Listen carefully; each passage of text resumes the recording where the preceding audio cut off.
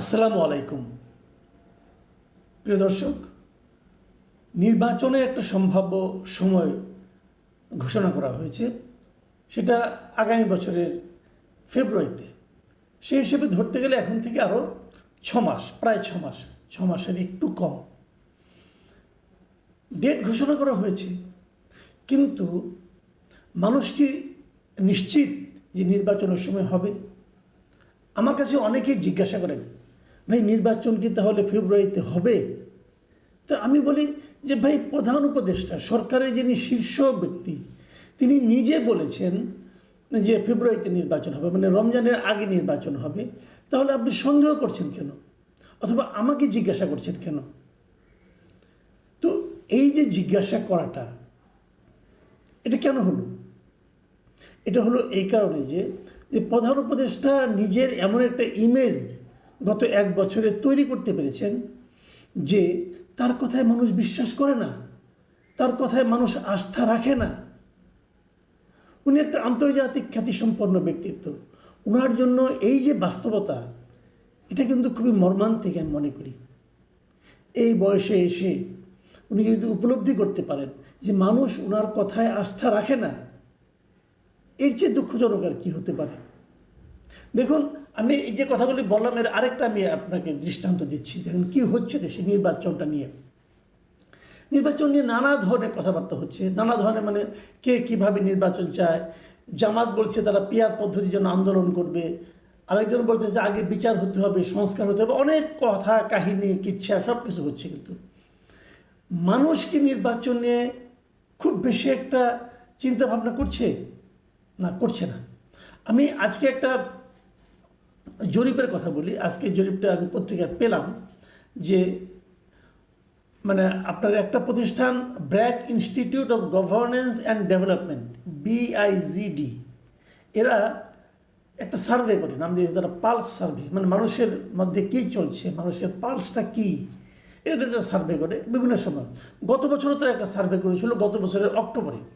তাদের প্রশ্ন থাকে কয়েকটা, যে আপনি কি সিদ্ধান্ত নিয়েছেন কি না, কাকে ভোট দিবেন, অথবা দিলে কাকে দিবেন, অথবা কী করে, এইরকম কয়েকটা প্রশ্ন। তারা গ্রামের মানুষকে করে, শহরের মানুষকে করে, এরকম একটা তারা প্রশ্ন করে, এবং প্রশ্ন করার পর সেখান থেকে একটা জবাব নিয়ে তারা একটা রেজাল্ট বের করে।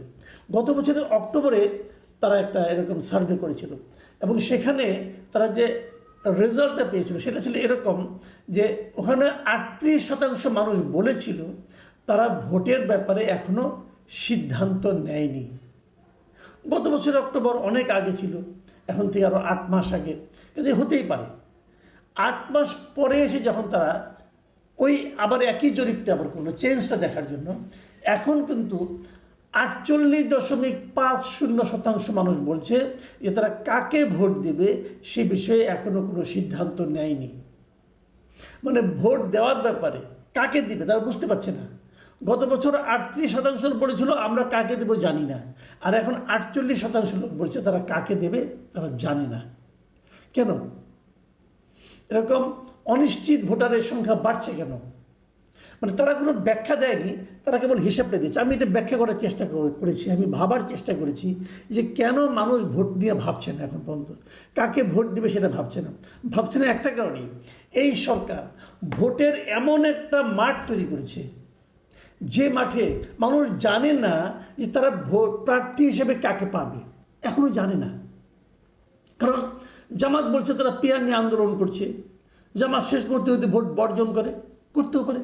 এনসিপিও বলছে বিচার এবং না হলে, সংস্কার না হলে তারা নির্বাচন নাও করতে পারে। তারা না করে তাহলে ভোটে থাকবে কে?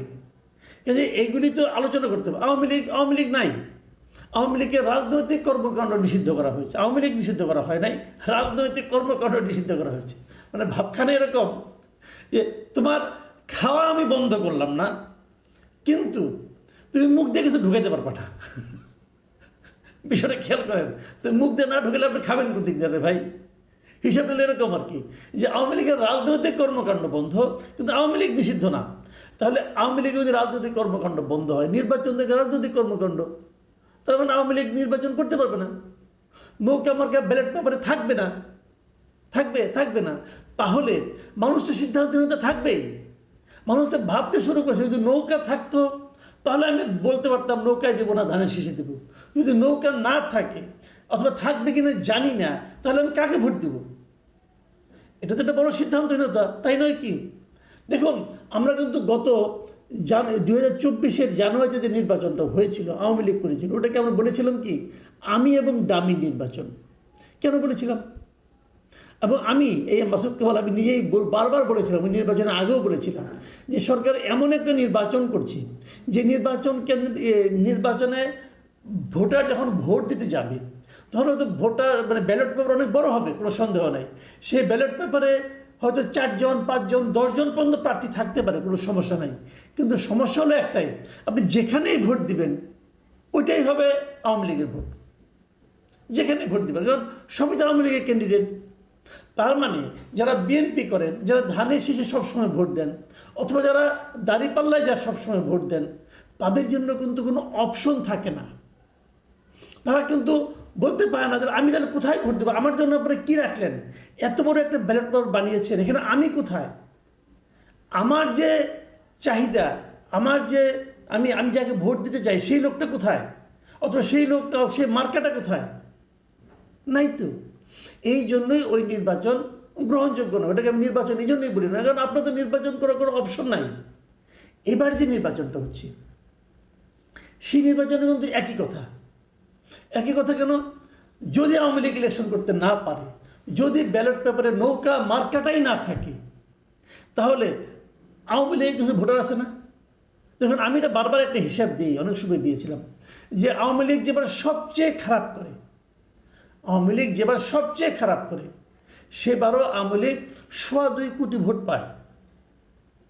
যেমন আমি উদাহরণ দিয়ে বলি আপনাদেরকে, 2001 সালে আওয়ামী লীগ সবচেয়ে খারাপ নির্বাচন করেছে, মানে ভোট পেয়েছে।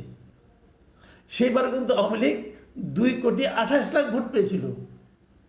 তো আপনি কী বলবেন এটা? তো এই ভোটগুলি এরা আওয়ামী লীগ ভালো করুক মন্দ করুক, তারা নৌকা মার্কায় ভোট দেয়। এরা অন্য কোথাও দেবে না ভোট ভাই, আপনি যতই হাতে পায়ে ধরেন দেবে না তারা।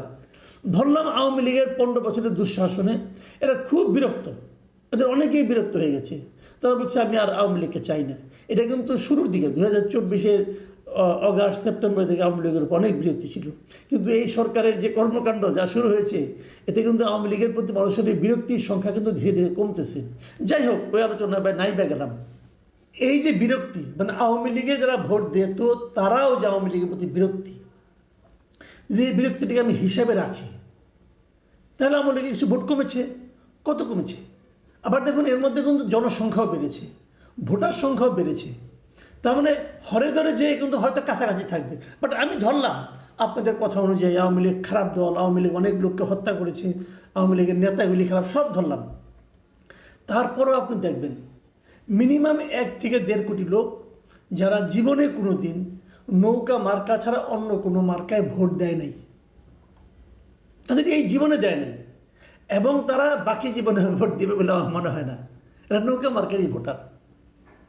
তো তারা যদি নৌকা না দেখে তারা হয়তো ভোটই দেবে না, এমনও হতে পারে। কিন্তু তো সেক্ষেত্রে এই ভোটারদের জন্য আপনি বিকল্প কি রাখলেন?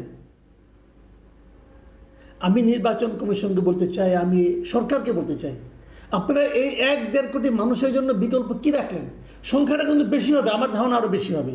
কিন্তু আমি যেহেতু আপনারা বলছেন যে আওয়ামী লীগ খুব খারাপ করছে, মানুষ আওয়ামী লীগকে রাগ বলে সব মানলেও কমাইলেও আপনি যদি 3-4 গুণ কমিয়ে ফেলান, তারপরও আপনি এর চেয়ে কমাতে পারবেন না। তো 1-1.5 কোটি লোক